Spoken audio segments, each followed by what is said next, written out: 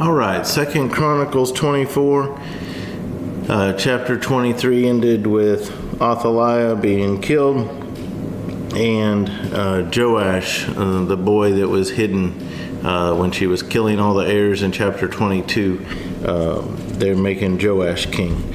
So chapter 24 begins with Joash was 7 years old when he became king, and he reigned 40 years in Jerusalem. His mother's name was Zibiah of Beersheba. Joash did what was right in the sight of the Lord all the days of Jehoiada the priest. And Jehoiada took 2 wives for him, and he had sons and daughters. Now it happened after this that Joash set his heart on repairing the house of the Lord. Then he gathered the priests and the Levites and said to them, "Go out to the cities of Judah and gather from all Israel money to repair the house of your God from year to year, and see that you do it quickly." However, the Levites did not do it quickly. So the king called Jehoiada the chief priest and said to him, "Why have you not required the Levites to bring in from Judah and from Jerusalem the collection, according to the commandment of Moses, the servant of the Lord, and of the assembly of Israel, for the tabernacle of witness? For the sons of Athaliah, that wicked woman, had broken into the house of God, and had also presented all the dedicated things of the house of the Lord to the Baals. Then at the king's command they made a chest, and set it outside at the gate of the house of the Lord. And they made a proclamation throughout Judah and Jerusalem to bring to the Lord the collection that Moses, the servant of God, had imposed on Israel in the wilderness. Then all the leaders and all the people rejoiced, brought their contributions, and put them into the chest until all had given.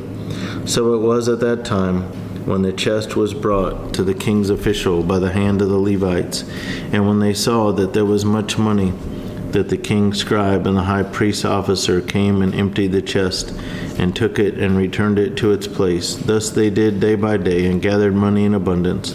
The king and Jehoiada gave it to those who did the work of the service of the house of the Lord, and they hired masons and carpenters to repair the house of the Lord, and also those who worked in iron and bronze to restore the house of the Lord. So the workmen labored, and the work was completed by them. They restored the house of God to its original condition and reinforced it. When they had finished, they brought the rest of the money before the king and Jehoiada. They made from it articles for the house of the Lord, articles for serving and offering, spoons and vessels of gold and silver, and they offered burnt offerings in the house of the Lord continually, all the days of Jehoiada. But Jehoiada grew old and was full of days, and he died. He was 130 years old when he died, and they buried him in the city of David among the kings, because he had done good in Israel, both toward God and his house.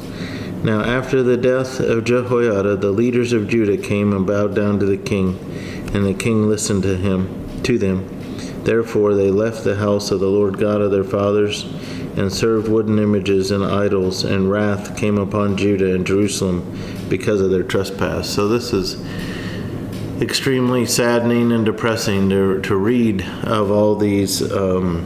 Here's Joash who sees God's hand upon him.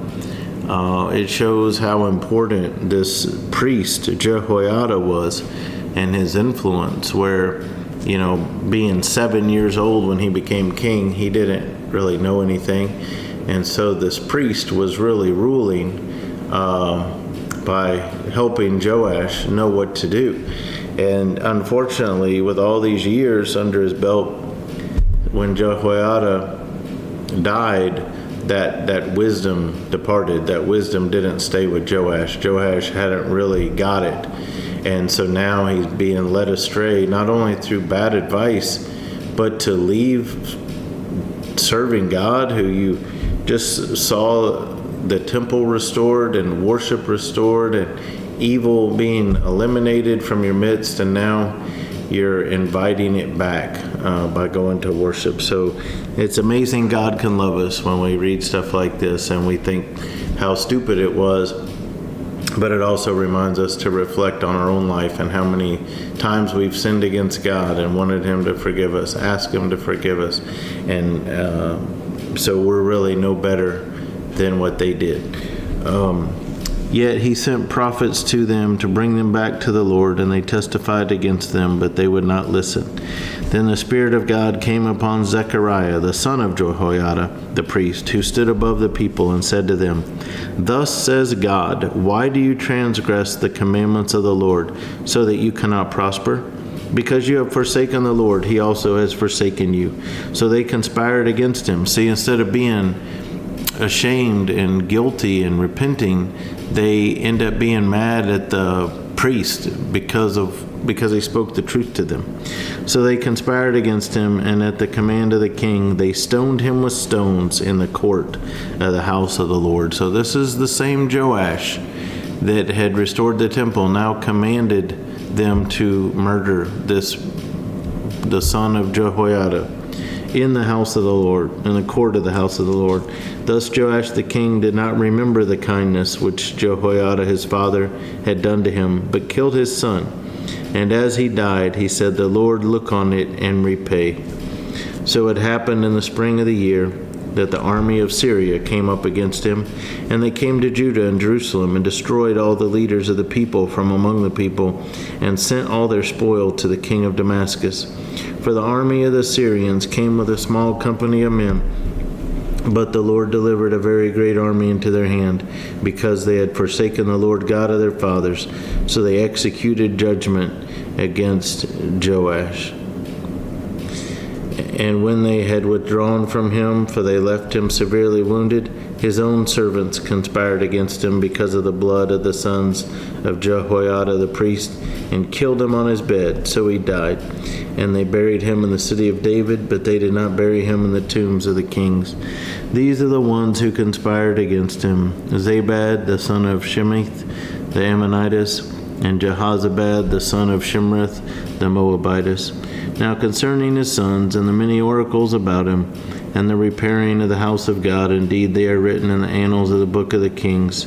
Then Amaziah his son reigned in his place.